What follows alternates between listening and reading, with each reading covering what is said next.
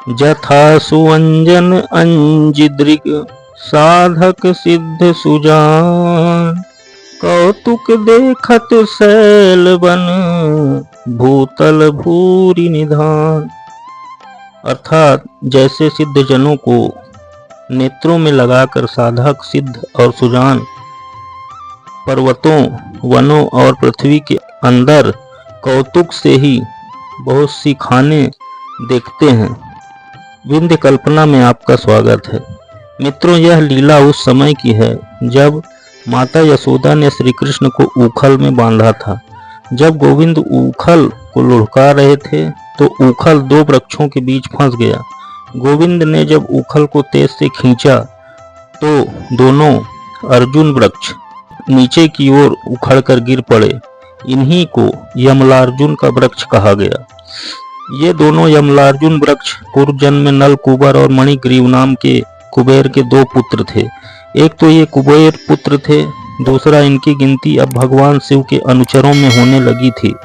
इन्हें धन और वैभव का अभिमान तो था ही, अब इनका घमंड और बढ़ गया था। एक दिन वे दोनों गंगा नदी के तट पर कैलाश के उपवन में मदिरा पीकर कुछ अप्सराओं के साथ क्रीड़ा कर रहे थे। संयोगवश वहां से होकर नारद जी जा रहे थे। नारद जी समझ गए कि ये दोनों यक्ष पुत्र मदिरा पीने के कारण मतवाले हो रहे हैं।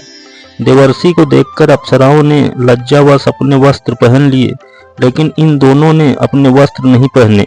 वे दोनों नारद जी से परिहास करने लगे। नारद जी ने देखा कि ये दोनों देवताओं के पुत्र होकर मदिरा से उन्मत्त होकर असुरों जैसा व्यवहार कर रहे हैं।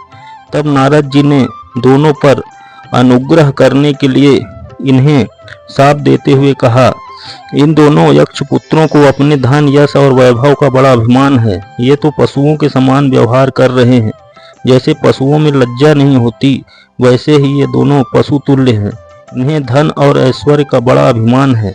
अभी इन्होंने दरिद्रता नहीं देखी है। ये दुष्ट श्रीमद से अंधे हो रहे हैं।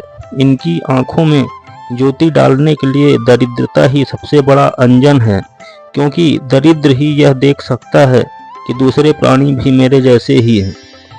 दरिद्र में घमंड या हेकड़ी नहीं होती। ये सब तरह के मद से बचा रहता है। जिसे प्रतिदिन भोजन के लिए अन्न जुटाना पड़ता है, उसके पास ये सब विषयों का भोग करने का समय ही कहाँ बचता है।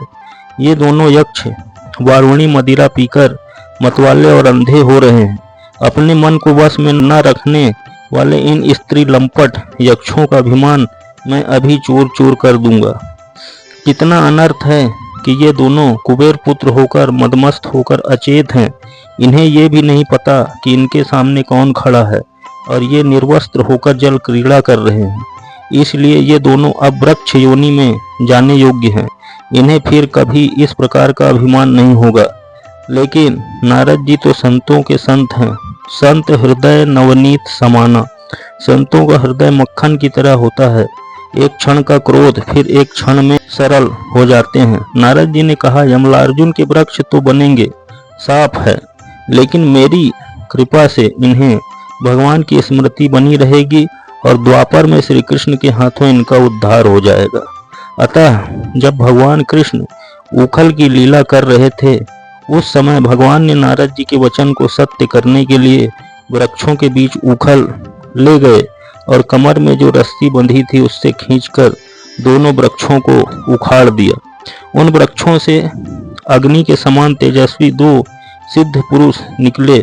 उन्होंने भगवान को दंडवत प्रणाम किया और हाथ जोड़कर भगवान की बड़ी सुंदर स्तुति की। वाणी गुणानुकथने श्रवणौ कथायाम हस्तौ चकर सुमनस्तव पादयोर्नः स्मृत्या शिरस्तनिवास जगत प्रणामे दृष्टिं सतां दर्शने स्तुवबद्धनूनाम्। अतः मित्रों, भगवान की कृपा से सब कुछ संभव हो जाता है और सभी स्थितियां अनुकूल बन जाती हैं। अंत में आप सबको मेरी तरफ से जय श्री कृष्ण।